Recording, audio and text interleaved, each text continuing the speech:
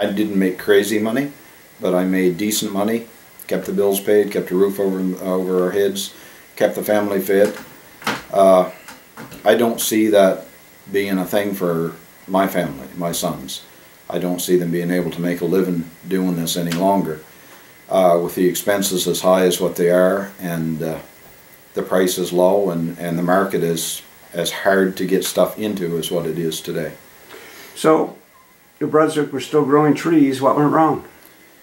A succession of bad choices by government is what it was.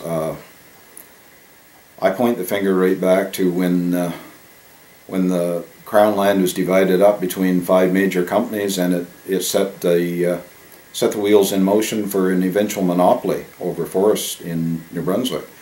And we have one player who has too much say over everything in the forestry, and they have the ability to monopolize and say, no, we're not taking private wood, and that's that.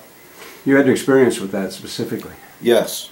2 years ago I had a couple of tractor trailer loads of logs ready to go, and I had called the trucker actually to come and do some trucking for me, and he said, well, I heard that Irving isn't buying any logs. They were destined to go to the Chipman sawmill at the time.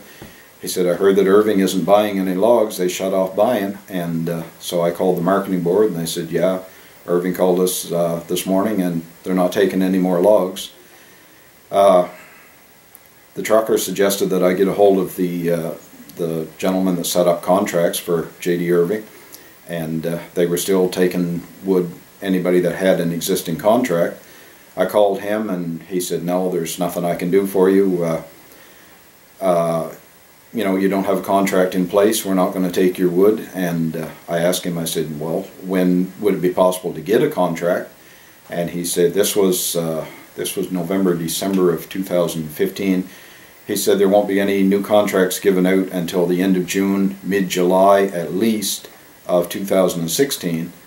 And he said, there's absolutely nothing I can do for you. And I contacted the local MLA at that time. I emailed the Minister of Natural Resources. The local MLA told me, you know, he wasn't in power at the time, and there was nothing he could do for me.